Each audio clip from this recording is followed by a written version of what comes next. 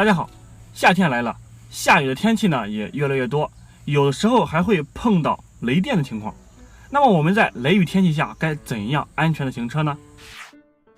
首先第一点，要及时的打开车上的灯光。由于雷雨天气天色比较暗，而且如果说雨大的话，就会影响我们的开车视线。这个时候呢，要及时的打开我们的汽车的大灯，还有我们的雾灯，来增加我们自己的视线范围，而且还能让别人更清楚的看到我们，减少事故的发生率。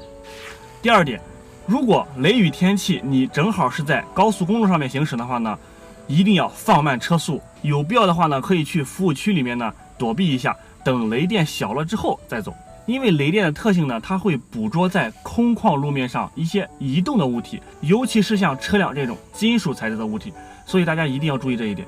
第三个，如果我们在雷雨天气下停车的时候呢，不要因为无聊而在车内打开我们多媒体，或者说在车内打电话，因为雷电产生的电流呢，很有可能会进入这些电器设备而造成损坏。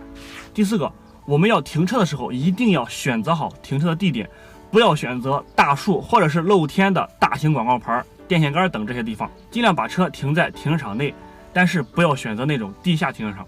第五点，在经过一些涉水路段的时候，如果发现水位线已经没过我们的车轮，那么就不要再继续向前走了，要尽快绕开这个地方。如果你的车辆带有自动启停这个功能呢，一定要在涉水的时候呢，把这个功能关闭，把档位切换到低速档，缓踩油门进行行驶。如果万一你在水中不幸车辆熄火了，千万不要强行的再次启动车辆，这个时候要抓紧下车到安全区域打电话等待救援就可以了。